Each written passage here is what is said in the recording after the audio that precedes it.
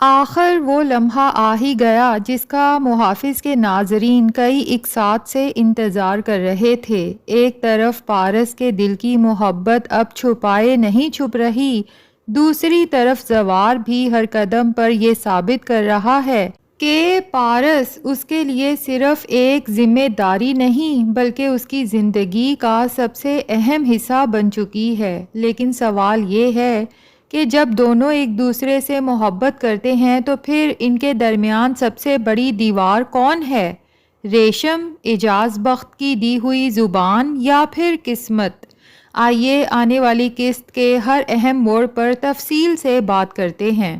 ناظرین، مریم کی شادی کے تمام فنکشنز خوش اسلوبی سے مکمل ہو چکے ہیں، لیکن انہی خوشیوں کے درمیان ایک ایسا منظر بھی سامنے آتا ہے جو بہزاد صاحب کو بہت کچھ سوچنے پر مجبور کر دیتا ہے۔ جب پارس کے ہاتھ پر معمولی سی چوٹ لگتی ہے تو زوار اس قدر بے چین ہو جاتا ہے کہ آدھی رات کو اسے باہر بلا لیتا ہے تاکہ اپنے ہاتھوں سے اس کی پٹی کر سکے۔ پارس بار بار کہتی ہے کہ وہ خود دوا لگا لے گی، لیکن زوار مسکراتے ہوئے کہتا ہے، شفا دوا میں نہیں میرے ہاتھ میں ہے۔ یہ الفاظ شاید عام ہوں، لیکن جس انداز سے زوار انہیں کہتا ہے وہ اس کے دل کی کیفیت صاف ظاہر کر دیتے ہیں۔ دوسری طرف بہزاد صاحب بھی دور سے یہ سب دیکھ لیتے ہیں۔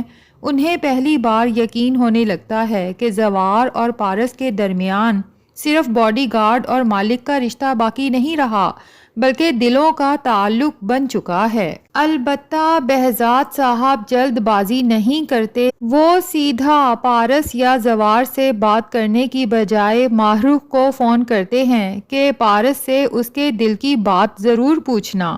بعد میں جب ماہروخ موقع پا کر پارس سے بات کرتی ہے تو پارس صاف الفاظ میں محبت کا اقرار تو نہیں کرتی، لیکن اس کی ہر بات یہی ثابت کرتی ہے کہ وہ زوار کو دل دے بیٹھی ہے۔ البتہ ایک جملہ ماہروخ کو ضرور پریشان کر دیتا ہے جب پارس افسردہ لہجے میں کہتی ہے، کیا فرق پڑتا ہے خالہ، زوار تو مجھ سے محبت ہی نہیں کرتا۔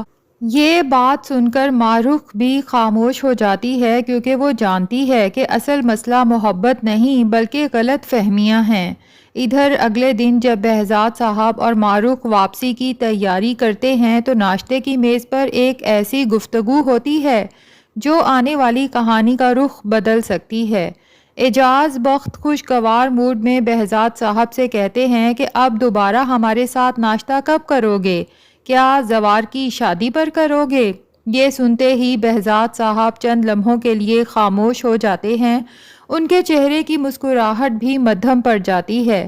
ممکن ہے اسی موقع پر وہ باتوں ہی باتوں میں زوار کے رشتے کے بارے میں پوچھ بیٹھیں تاکہ اگر کوئی رکاوٹ نہ ہو تو پارس کے لیے بات آگے بڑھائی جا سکے۔ لیکن یہاں اعجاز بخت انہیں بتا دیں گے کہ وہ اپنے بھائی عبدل سے برسوں پہلے وعدہ کر چکے ہیں کہ زوار کی شادی صرف ریشم سے ہوگی۔ یہ سن کر بہزاد صاحب اور ماہروخ دونوں کے چہروں کا رنگ بدل جائے گا۔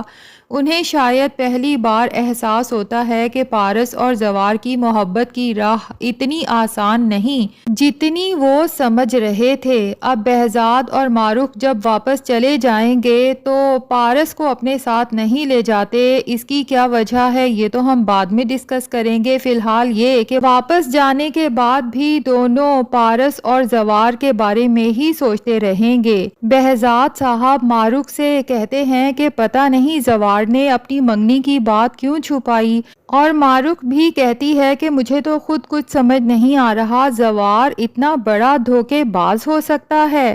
کیا واقعی زوار نے پارس کو دھوکہ دیا؟ میرے خیال میں ایسا نہیں، کیونکہ زوار کو صرف پارس کی حفاظت کی ذمہ داری دی گئی تھی، اپنی ذاتی زندگی کی تفصیل بتانے کی نہیں۔ نہ کبھی بہزاد صاحب نے اس سے پوچھا اور نہ ہی ماہروخ نے۔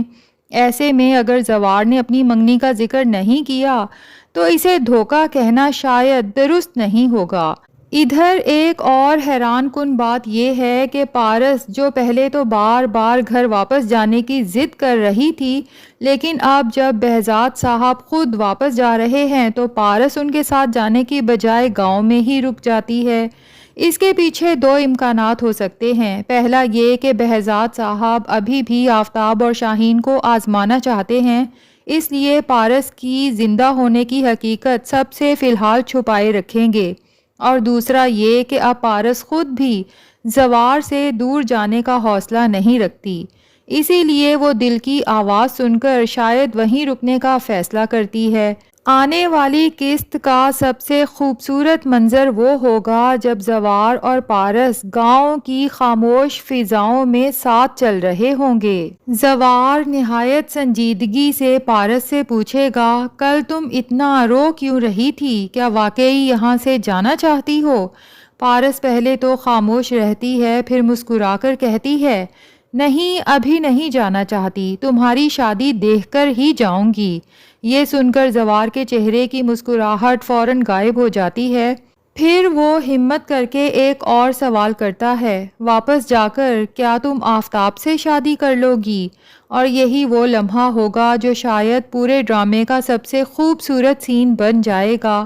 پارس سیدھی زوار کی آنکھوں میں دیکھ کر اعتماد سے کہتی ہے، میں پارس بہزاد ہوں، جسے پسند کروں اسے حاصل کرنا بھی جانتی ہوں۔ یہ صرف ایک جواب نہیں بلکہ زوار کے لیے ایک واضح پیغام ہے، گویا پارس اسے یہ احساس دلانا چاہتی ہے کہ اگر محبت سچی ہو تو انسان صرف خاموش رہنے کی بجائے اسے حاصل کرنے کی کوشش بھی کرتا ہے۔ ادھر دوسری طرف ریشم مکمل طور پر ٹوٹ چکی ہے، وہ بستر پر لیٹی مسلسل رو رہی ہوتی ہے۔ جب اس کی والدہ وجہ پوچھتی ہیں تو ریشم کہتی ہے، مجھے لگتا ہے میری زوار سے کبھی شادی نہیں ہوگی۔ والدہ حیران ہو کر پوچھتی ہیں، آخر تمہیں ایسا خیال کیوں آیا؟ جس پر ریشم جواب دیتی ہے، وہ لڑکی ابھی تک اپنے باپ کے ساتھ واپس نہیں گئی، وہ میرے زوار کو مجھ سے چھیننا چاہتی ہے۔